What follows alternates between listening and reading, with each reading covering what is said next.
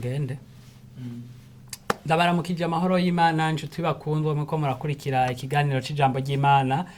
Ni mwene data Yannick ngabirano subiye gutegwa iteko bugira kandi gusabikanya namwe ijambo ry'Imana no munsi. Igice tugiye kuganiramwo ni muri rya kete rya mbere Paulo yandikira abikorinto igice n'umunani kuva ku murongo wa mbere gushika ku gice c'icenda umurongo wa 27. Dusome. Havuga ngo ivyo vyaterekerejwe ibishushanyo. Kuva vyaterekerejwe ibishushanyo vy'ikigirwamana turazi yuko twese turi n'ubwenge. Ubwenge burakakisha ariko urukundo rurubaka. Nihagira umuntu yiyumvira yuko hari icazi azoba ataramenya nk'uko akwiye kumenya. Ariko ukunda Imana ni wamenywa nayo. Nuko kuvyo kurya ivyaterekerejwe ibigirwamana turazi yuko igishushanyo atari kintu mw'isi kandi yuko atamana yindi iriho atari imwe. Naho hari ivyitwa imana mw'ijuru canke mw'isi nkuko hari imana nyinshi n'abami benshi, ariko kuri twebwe hari imana imwe Data wa twese yandurukwamwo na vyose, natwe twabesherejweho kuba bayo, kandi hari umwami umwe ni Yesu Kristo abeshaho vyose natwe akatubeshaho. Ariko ubwo bwenge ntibufiswe na bose, kuko bamwe baremariye mu bigirwamana gushitsa n'ubu barya ikintu bibwira ko caterekerejwe ikigirwamana kandi umutima ugahumanywa no kudakomera. Barya ikintu bibwira ko caterekerejwe ikigirwamana kandi umutima ugahumanywa no kudakomera. Ariko ivyo kurya sivyo bidushikiriza Imana. Iyo tutabiriye ntaco duhomba, canke iyo tubiriye ntaco duhomba. Mwiyubare kugira ngo ubwo bushobozi bwanyu bwoye kuba igitsitaza c'abadakomeye na gato, kuko umuntu yakubonye wewe wahawe gutahura wicaye urira mu rusengero rw'ikigirwamana, umutima wuwo iyo dakomeye mbega ntuzorinduka akarya ivyaterekerejwe ibigirwamana. Nuko udakomeye abaranduwe no gutahura kwawe, kandi ariwe mwene data Kristo yapfiriye. Nuko iyo mukoreye icaha bene data mutyo mugakomeretsa imitima yabo idakomeye, muba mukoreye icaha Kristo. Nico gituma namba ivyo kurya bigwisha mwene data sinzopfa nongeye kurya ivyama kugira ngo singwishe inyama, kugira ngo singwishe mwene data. Bega sindi uwidegemvya, sindi intumwa, sinabonye Yesu umwami wacu, namwe ntimuri gikorwa canje mu mwami. Namba ku bandi ntari intumwa, ariko kuri mwebwe ndiyo, kuko muri kimenyetso mu mwami c'uko ndi intumwa. Ibi nivyo nireguza kubampinyura. Bega ntitwemerewe kurya no kunywa, ntitwokwemererwa kujana abagore bacu ari bene data nk'uko izindi ntumwa zikora, na bene nyina w'umwami wacu na Kefa canke jewe na Barunaba. Nitwebwe twenyene tutemerewe kureka gukora. Ninde yigeze kwitunga ari umusoda? Ninde yotera uruzabibu canke inzabibu zago ntarya inzabibu zago? Canke ninde yoragira ubusho ntabunywe? Bega ivyo mbivuze mu buryo bw'abantu canke ivyagezwe byo ntibivuga bityo? Kuko handitswe ngo mu vyagezwe vya Mose ngo ntimuze murumye umunwa w'inka iriko irasekura ingano. Mbega inka nizimana babaye? Canke se yabivuze ku bwacu? Egome vyanditswe ku bwacu, kuko umurimyi akwiye kurima afise ivyizigiro, kandi umusekuzi akwiye gusekura yizigiye ko azohabwako. 19 Naho kuri bose ndi uwidegemvya, nihinduye umugurano wa bose kugira ngo ndushirize kuronka benshi. Ku Bayuda nabaye nk'umuyuda kugira ngo ndonke Abayuda. Ku baganzwa n'ivyagezwe nabaye nk'uganzwa navyo, naho ubwanje ntaganzwa navyo kugira ngo ndonke abaganzwa n'ivyagezwe. Ku bataganzwa n'ivyagezwe nabaye nk'utaganzwa navyo kugira ngo ndonke abataganzwa n'ivyagezwe. Yamara ku Mana ho sindi utaganzwa n'ivyagezwe, kuko kuri Kristo nganzwa navyo. Ku badakomeye nabaye nk'udakomeye kugira ngo ndonke abadakomeye. Kuri bose nabaye vyose kugira ngo nkirishe bamwe uburyo bwose, kandi ivyo vyose mbikora kubw'ubutumwa bwiza, kugira ngo mfatanye n'abandi muri bwo. ntimuzi yuko mu birori abasiganwa biruka bose ariko uhegwa akabumwe namwe bariko mwiruka kugira ngo muronke impera kuko umuntu wese azorushanwa yitegura muri byose. Abo bagenza batyo kugira ngo bahabwe igitsibo gishira, ariko twebwe tugenza dutyo kugira ngo duhabwe ikitazoshira. Nuko nanje ndiruka ariko sinkutazi yaje, nkubitana ibipfuse ariko sinkuhusha, kandi ngwanye umubiri wanje nkawuhindura umuja kugira ngo kumbure maze kwigisha abandi nanje ubwanje sinze mboneke ko ntemewe. Amen. Naya majambo y'Imana ni maremare ariko turashobora gukuramwo inyigisho tugomba kuganirako. Kino gice c'8 turumva yuko ari Paulo yeko yandikira bano bizera b'i Korinto. Hari ibibazo bibiri biri muri bino bice 18 n'icenda. 18 hari ibibazo by'abantu bameze nk'abakomeye mu kwizera n'abadakomeye mu kwizera, aho basigana.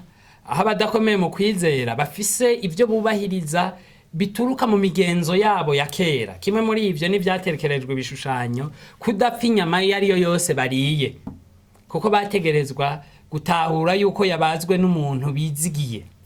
N'ubu hariho ababigira hano hariho idini badashobora gufungura inyama zitabazwe nawe, n'aba bari bameze nk'uko.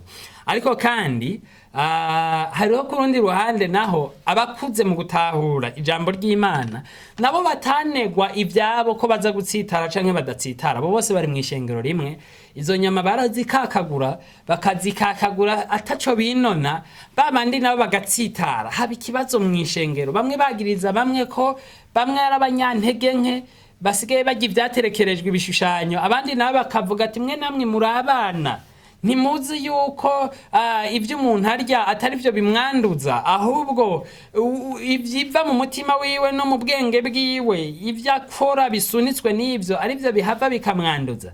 Ico nico cari kibazo. Bamwe bafise kudakura mu buryo bw'umhemu, mu buryo bwo kwizera, abandi nabo bafise ukutarazwa ishinga n'abadakomeye mu buryo bw'imhemu. Ku rundi ruhande, ku gice c'9 hari ikindi kibazo. Hari ikibazo cy'abatemera Paulo. Paulo siho yarari, ariko inyuma yiwe haraje abantu muri ishengero batangura kuhungabanya imitima y'abantu, bababwira ko Paulo atari intumwa. Ubwo bubwirizwa yahawe bw'intumwa atabwa afise. Ikintu mwumve ko cari ikintu gikomeye, kuko Paulo muwari yaratanguje iryo shengero yari afise uburenganzira bwo kubwira iryo shengero umurongo bagenderako. Mwibuke yuko ataza Bibiliya zari zihari. Bashize andute canke bateye kuzazanirwa ku bijanye n'ubushobozi bwiwe, ubwizigirwa bwiwe nk'intumwa, son ministère apostolique mu rurimi rw'igifaransa, wari nk'uko batandukanije uruyoya n'umuvyeyi wago, ntihasubira kuboneka ubutanga umurongo. Abo bantu mbere baca bagereranya Paulo n'izindi ntumwa kugira berekane yuko Paulo ivyo bariko baravuga ari vyo. Kimwe bamwagiriza terega Paulo araduka agakora. None ntimuzi yuko izindi ntumwa zidakora? Ikindi heraba Paulo nta mugore afise. None muzi ko izindi ntumwa zifise abagore? Heraba Paulo nta vyanya basaba mu ndungikira amahera n'ibindi. Hariho amashengero amwe yabigira n'ivyo vyavana n'ikiringo. Ariko none ntimuzi yuko abandi bivugwa yuko ico gihe abigisha bararushanya abigishwa b'Abagiriki, wabavuga ibintu vyumvikana gose, yabafise abamukurikira benshi kandi baratanga amahera.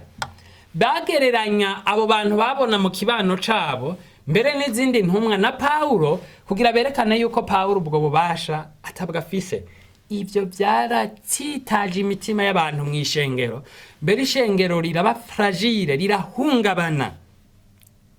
Ariko kandi hari ikibazo igituma bahungabana, arico tugomba tuganireko. Tugomba tuganire kukivuga ngo nibiki biranga abizera bakuze mu buryo bw'inkemu. Mu vy'ukuri woraba ikibazo canke ikintu cegeraniriza hamwe bino bibazo uko ari bibiri biriko biraba mu gice c'8 n'igice c'9, birapfana ikintu nuko abizera, abo bizera b'i Korinto batari bakuze mu buryo bw'inkemu. Namye niyumvira umuntu mu kubaho kwiwe kugizwe n'ibiringo nkeka 4. Harabaho kuvuka, harabaho kuba umwana, kuba mu bwana, harabaho kuba umuntu akuze, harabaho icyo no kwita gusaza no gupfa, dushizemo no gupfa bica biba bitanu. Hama ivyo haba ivya mbere canke ivyo bihereza ukubaho no gupfa canke gusaza, umuntu agiramwo uruhara ruto mu vy'ukuri, mu kuvuka umuntu avyagwa n'abavyeyi yatagishijwe inama. Mu gupfa nivyo naho hari iziva hari habiyahura n'izindi ngwara ziva ko tutitwararitse amagara yacu ko bikwiriye canke ko bibereye, navyone nta muntu amenya igihe aza gupfira. No mu busaza bwo ni imyaka itwara umuntu, ariko hari ibi bibiri, kuba umwana no kuba umuntu akuze. Ivyo bintu ibiranga hari nk'ibimenyetso bigizwe n'uruhara canke ibiranga uwo muntu ari muri ivyo biringo, togereranya n'uruhara umuntu agira mu buzima bwiwe bivanye nuko ari mu kiringo kimwe canke ikindi. Ibiranga umwana arangwa no kutifatira ingingo, umwana arangwa no kuba atimenyera igikwiriye gukorwa, nta bushobozi afise, ntashoboye kwifatira ingingo, kandi ntafise n'ubushobozi bwo gushobora gushira mu ngiro ikintu kanaka kuko nta ngingo aba yafashe. Amenyerwa n'abavyeyi muri vyose. Amakosa arangwa n'amakosa, arangwa no kutagira ubunararibonye, ico twokwita sagesse.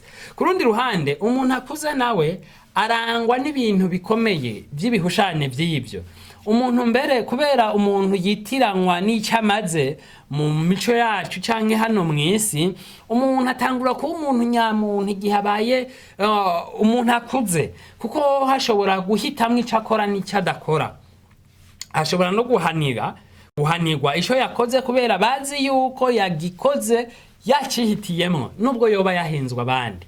Ikindi, afise ubushobozi bwo gushira mu ngiro, uburenganzira bwo gushira mu ngiro ivyo yigeneye yumvise ko bibereye. Hama ikindi, arangwa n'umwimbu, kuko ufise ivyo ariko arakora bigira umwimbu. No mu buryo bw'impwemu nuko ibi biringo vyose womenga birahari. Hariho kuvuka, hariho kuba umwana mu buryo bw'impwemu, hariho kuba umuntu akuze mu buryo bw'impwemu. Dutandukanije vya bindi bibiri, kuba umwana mu buryo bw'impwemu, umuntu w'umwana arangwa n'umuntu kudatahura vyose, afise uruhagarara muri we, atanezererwa ivy'Imana, umwidegemvyo yahawe n'Imana. N'umuntu aguma bazi iki ni icaha, iki si icaha, aguma mu ruhagarara, kandi aratsindwa gose, akeneye umuntu mu vy'ukuri amuba hafi kugira ashobore gufata ingingo zibereye mu buryo bw'impwemu. Ku rundi ruhande umuntu akuze agizwe no kuba ari umuntu ashikamye, ashinze imizi mu vy'ukwizera kwiwe, azi neza ibibereye nk'uko abibwirwa n'ijambo ry'Imana. Mbere bica bigaragara yuko twisunze imirongo itari mike, ibice bitandukanye biri muri Bibiliya, biragaragara yuko ijambo ry'Imana ritegekanya yuko twebwe abizera dutegerezwa kuba bakuze mu buryo bw'impwemu. Kuba umwana ntushobora kubisimba, ariko ntidukwiye guhera kuba umwana, kuko hari abo vyo babishika bagahera mu buryo bwo kuba abana, ari navyo tuza kuganira mwari no shengero. Hamwe mu Bigalatiya Pawulo avuga ngo samuragwa iyo akiri umwana, naho aba ari samuragwa ibintu vyose, ntaba ashoboye kwigenga, aganzwa n'abamurera kugera mu gishingo cagezwe n'abavyeyi biwe. Ni samuragwa ariko ntashoboye kwirera, aganzwa n'abamureze. Ahandi Pawulo umwanditsi yandikiye ikete Abaheburayo avuga yuko aba bantu bakwiye kurengera ivya mbere vya Kristo, bagashika ku vyo gutunganywa gose, kuko barengeranye bakiriko baranywa amata nubwo bari bakwiye kuba bariko barya ivyo kurya vy'abantu bakuze. Biragaragara yuko umwanditsi yariko yandikira Abaheburayo yari yiteze ko inyuma y'ikiringo kanaka abantu batari bakwiye kuba bakira abana, bari bakwiye kuba barakuze. Mbere handi Pawulo ariko yandikira Tito ibiranga bazezwa shengero, ibikwiye kuranga abarongozi mu ishengero, harimo akantu kavuga ngo abe utari muto mu kwizera, kugira ntahave ategwa no kwikakisha ubwibone nk'ubwateye wa mugwanizi. Biraboneka iyo mirongo yose yuko ijambo ry'Imana ryiteze ko tuba abantu bakuze. Bisigura yuko ishengero rimwe abana badakura, ubuzima bw'abana badakura arabizera bufise ingaruka. ari naco gituma Imana ikiduhamagira kuba abantu bakuze. None nibiki biranga bizera bakuze mu buryo bw'impwemu? Paulo atanga inyishu muri bino bintu bitatu. Icambere, abantu bakuze mu buryo bw'impwemu barangwa n'ikibanza baha ijambo ry'Imana mu buzima bwabo. Mu gice c'8 ku murongo wa mbere gushika ku murongo wa 6 ahara bivuga ivy'ibyaterekerejwe ibishushanyo. Paulo ariko arabona aba bantu batsitaye, bamwe natangura kubabwira, bamwe bigengesera batarya inyama izo arizo zose, badapfa aho baziririye, nimba ari nko mu kabare canke ahandi hantu, kuko bataba bazi aho zavuye, bavuga ati zo nitumiye ku isoko zabazwe na naka ndamuzi, urya muntu ntaterekera, subutize nuwizera mugenzanje. Iki kibazo abantu bari bafise, Paulo ariko agipfanisha ikintu n'ubwana n'ubuto bwabo mu buryo bw'impwemu. Kubera iki? Nibiki biriko biranga aba bantu igituma Paulo ariko aravuga? Ariko asigura Imana, ariko avuga aterega igishushanyo canke ibigirwamana si ibintu twebwe turazi yuko hari Imana imwe rudende. Bisigura yuko utohagarikwa, utogira uruhagarara yuko ico kintu cyaterekerejwe ikigirwamana, kuko turazi ko twebwe Imana iriho ifise ububasha bwose, ari Imana nkuru. Muga kandi niyo nyifato akayifata nk'uruhagarara, urwo ruhagarara akarubona nk'urukomowe nuko badatahura neza ivyanditswe ijambo ry'Imana. Mu vy'ukuri umuntu akuze mu buryo bw'impwemu arangwa n'ikibanza aho ijambo ry'Imana mu buzima bwiwe. Ibintu bifise isiguro iyihe? Bisigura ukuntu umuntu yiyumvira canke akora, ukuntu biganzwa canke vyisunga ijambo ry'Imana. Nk'abizera, Imana yiteze yuko ingendo zacu, ingingo zacu, ivyiyumviro vyacu, ivyo dukora biba bitewe n'ivyo vyose mbere kudondagurwa, biba bikwiye ko bifise urufatiro mu ijambo ry'Imana. Ku ijambo ry'Imana nico kintu Imana yaduhaye, ikiranganzira, ikintu kitwereka ikibereye. Ijambo ry'Imana riduhishurira abo turi, riduhishurira uw'Imana iri, riduhishurira n'ico Imana itwitezeko. Ahandi umuntu ataganjwe n'ivyo, aganzwa n'imigenzo, aganzwa n'umuco wabi wabo, aganzwa n'impanuro z'ibimukikuje. Ivyo biraranga umukirisu akiri muto n'umukirisu akuze mu buryo bwo kwizera. Ubigaragarizwa n'uruhande canke ikibanza, imico, imigenzo, ivyo bakuze bubahiriza iwabo, ivyo atohirahira ngakore kubera yuko bohava batsitara abantu canke abiwabo. Uruhagarara, ikibanza biha gusumba ico ijambo ry'Imana rivuga ku kintu abagomba akore. Wowe nawe uriyizi, ijambo ry'Imana ritubwira yuko ivyanditswe bifise akamaro ko kudutoza indero, kuduhanura, kuduhugura no kutwereka inzira nziza. Zaburi 119 havuga ngo nabitse ijambo ryawe mu mutima wanje ngo noye kugucumurako. Nk'abarongozi turazi ko mu itegeko rikuru ry'umwami wacu Yesu harimwe ibi bintu bishika kuri 4: mugende muhindura abantu, mubwira abaremwe bose ubutumwa bwiza. 2, 3 mubatiza bizeye. 4 mubigishe kwitondera ivyo nabageze. Biragaragara yuko gukura mu buryo bw'impwemu, hagati yo kuba umwana no gukura mu buryo bw'impwemu, atari intambuko uwizera yitera wenyene. Harimwo uruhara rwo kwiga ijambo ry'Imana, harimwo uruhara rwo kwigishwa ijambo ry'Imana, harimwo uruhara rwo gukomezwa mu ijambo ry'Imana. Twumve ko ari igikorwa kidasanzwe ku barongozi b'ishengero, ku barongozi b'ivy'impwemu, yuko bafise uru ruhara. Ibi birarengeye za nsiguro zo ku munsi w'Imana gusa, kuko ku munsi w'Imana umuntu ntashobora no kubaza. Birarengeye ibyo, bikwiye kuba umwitwarariko gushiraho integuro z'ukuntu abizera bose mu ishengero bategerezwa guca ku ntambuko zikwiriye kubakwa. Duhamagarirwa kubaka abantu Imana yaduhaye. Ikindi, ntibishobora gukunda yuko duhimbara Imana, yuko dukora ibibereye, ko natwe duhimbarirwa ivy'Imana yatugeneye, umwidegemvyo yaduhaye muri Kristo Yesu, mu gihe tutarabakuze mu buryo bw'impwemu. Tuzogumana uruhagarara, mbega iki ni icaha canke iki si icaha.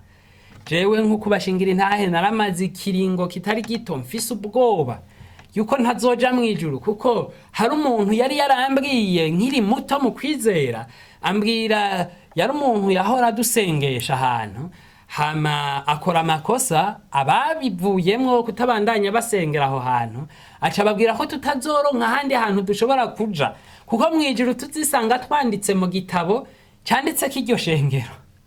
Ibyo nabimazemwo amezi mfise uruhagarara. Mwiyumvire mu gihe ishengero ryose ryoba ryuzuye abantu bameze uko, mbega we hoho umeze gute? Mbega ingingo ufata, mbega inyifato yawe uri kumwe n'abandi, mbega ibikorwa byawe vyama bifise inkomoko mu ijambo ry'Imana, mbega ivyo ugenderamwo bifise kunyugwa ko ari byo bibereye kubera wakuye mu ijambo ry'Imana, canke haracariho uruhande runini rw'imigenzo. Ibintu by'imigenzo n'imico twakuriyemwo bimwe biradutwara ingufu zidakenewe, bimwe biradusesaguza uburyo bidakenewe, kuko twitwararika kunezereza abashizeho iyo migenzo bayitwigishije, ariko tukibagira ko twebwe tutakira abo bantu nyabuna twahindutse kuba abana b'Imana. Umuntu wese arakwiye gusuzuma urufatiro mu ijambo ry'Imana. Ijambo ry'Imana rivuga ngo kuko utizeye bidashoboka kahimbara Imana, mu Baheburayo 11. Womenga ntibijanye n'ibi, mugabo umuntu yizera iki kandi atazi ijambo ry'Imana? Utizeye bigaragarira mu buryo hariko havuga ibyabahizi mu kwizera, atera intambuko zo kwizera. Naho uko gushira amanga no gutera intambuko zo kwizera dutegerezwa kugukomora mu ijambo ry'Imana. Ntibikunda ko duhimbara Imana mu gihe tudakuze, mu gihe ijambo ry'Imana atari ryo rifise ububasha bwose bwo gushiraho umurongo mu buzima bwacu. Ikindi kintu Paulo ariko aravuga hano gikwiye kuranga abakirisu bizeye dushobora gukuramwo n'umubano wacu n'abandi. Ikindi kintu kiranga abizera biri ku murongo w'indwi n'uwa 13 mwa kino gice c'8. Ikindi kintu gikwiye kuranga canke kikurangira abantu bakuze mu buryo bw'impwemu ni kibanza baha abandi bantu bene data mu buzima. Hano hantu hariho abandi bene data bari baratahuye ijambo ry'Imana, mu bo kuritahura bica bituma batanegwa abandi. Ko twabonye yuko abakiri bato mu buryo bw'impwemu mu kwizera barabaho mu ishengero, kandi n'urugendo bafata bariko baja kuba bakuze. Hama abaza kubafasha mu go rugendo ni bamwe baza bakuze babafasha gutahura. Kimwe harimo kubihanganira, rimwe na rimwe no kuvuga imvugo nk'iyabo, rimwe na rimwe no kubereka ko babatahura aho bageza ku ijambo ry'Imana rivuga ngo kuri tugezemwe ariko tugenderamwo. Gusa n'ubanza kumutahurira aho hantu maze umurongora ku ntambuko zibandanya.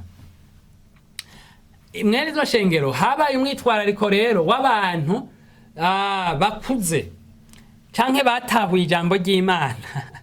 Abo baciye abantu bikorera ibyabo nkuko babitahuye, maze basanga Paulo asanga baratsitaje abandi bantu mu ishengero benshi. Paulo ariko avuga ati nico n'ikimenyetso cyo kudakura mu buryo bw'impwemu. Aha abantu benshi turagwa muri uwo mutego wo kwitiranya abantu batahura byinshi mu by'Imana n'abantu bakuze mu buryo bw'impwemu. Ahandi tuyitiranya abantu bafise ingabire nyinshi kariho abantu bakuze mu buryo bw'impwemu. Ni naco gituma tubona ijambo ry'Imana igihe riko rivuga ibiranga umuzezi wa shengero. Paulo ariko yandikira Tito nta kintu na kimwe c'ingabire avugamwo uretse ubushoboye kwigisha. Ibindi byose avuga guhinduka nimero n'inyifato nk'ikimenyetso c'uko ikiranga gukura kwacu mu buryo bw'impwemu atari ingabire dufise, atari gutahura byinshi dufise, ariko ari mu buryo tubaho tubana n'abandi. Paulo ariko atera bano bantu ati inyifato yanyu ikwiye kuganzwa n'urukundo. Kuno murongo ariko urukundo rurubaka. Igice c'8 ku murongo wa mbere, ku byaterekerejwe ibishushanyo by'ikigirwamana turazi yuko twese turi n'ubwenge. Hano ubwenge burakakisha ariko urukundo rurubaka. Nihagira umuntu yiyumvira yuko hari icazi azoba ataramenya nkuko akwiye kumenya. Paulo ariko arabakebura. Mwebwe mwiyumvira yuko hari ico muzi, bisigura yuko mutaramenya nkuko bikwiriye ko mumenya. Niki kintu abantu dukuze mu buryo bw'impwemu, abantu bakuze mu buryo bw'impwemu twategerezwa kubarangirwa n'umwitwarariko bafise w'abandi badakuze twategerezwa kubarangirwa n'ikibanza baha abandi mu buzima bwabo n'uburenganzira baha abandi mu buzima bwabo kugira ngo bagire ijambo babahanure babafashe kuko uko umuntu amenya byinshi ijambo ry'Imana Pawulo avuga ngo ubwenge burakakisha bumutuma kuba ahantu ho kumva yuko umenga niwe azi bibereye abandi bose baracari bato. Bega wehoho bimeze gute? Ntawe wowe uri kurabera intambamyi, ntawe mwaba muriko murahiganwa, nta nabo utemera kubera ubona bafise ibyo bakurusha. Ikindi kintu ca gatatu Pawulo atanga nk'ikimenyetso cy'abantu bakuze mu buryo bw'impwemu no kwisunga Imana. Igice c'icenda guhera ku murongo wa 19 gushika ku murongo wa 27. Aha hantu Pawulo ariko yerekana uburyo bwiwe bwo kwisunga Imana. Yerekana ati naho ndukomeye nahebye byose kugira ngo ngaragare nk'udakomeye, kugira ngo shikana batari bake kuri mwebwe mu kwizera. Ahandi naho acavuga ati mwese murazi yuko n'abato babanzi ku Mana hoho ndazi yuko ntari utamenyekana ndayigaragarira gose. Ikindi kintu biturangira hano mu kwisunga Imana cyari igipimo kidasanzwe kuba hari habamuhaririza n'abashira amakenga mu gikorwa yari karakora i Korinto. Pawulo inyifato yagize yabaye nziza, yabaye yo kutigwanira nk'ikimenyetso yuko arazi neza ibyo ari karakora kandi ibyo ijambo ry'Imana rimwemeza ko ari byo byari bikwiye kuba biriko birakogwa.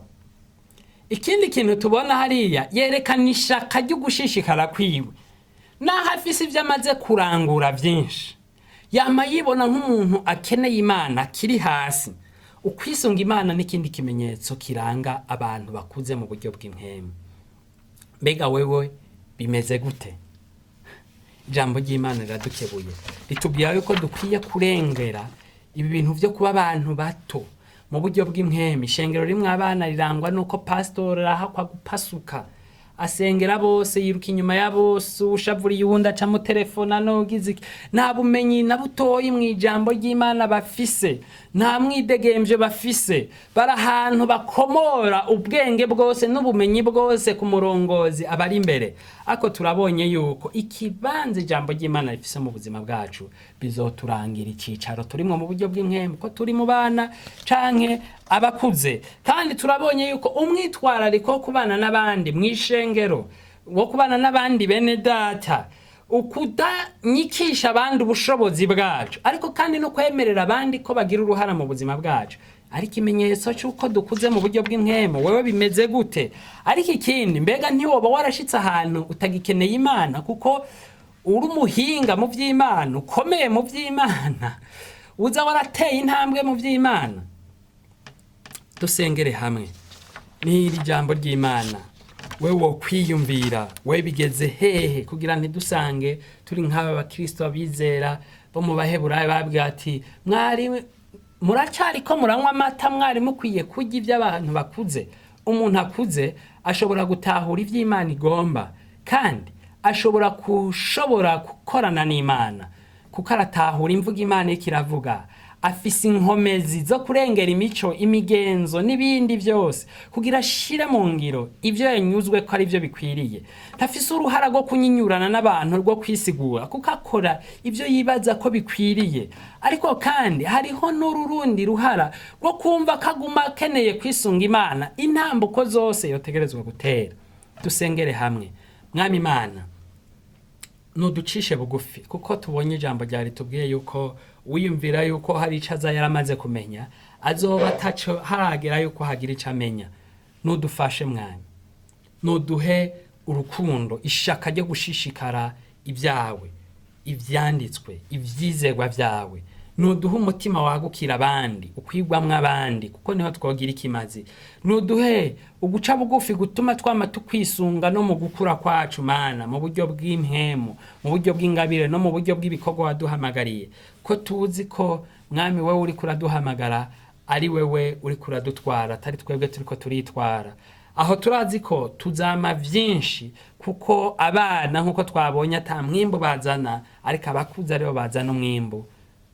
turagushimiye kuri mwiza, mu izina ryawe niho dusenze, amen. Mwakoze kunkurikirana, abumvise ijambo ry'Imana, umwami Imana abahezagira.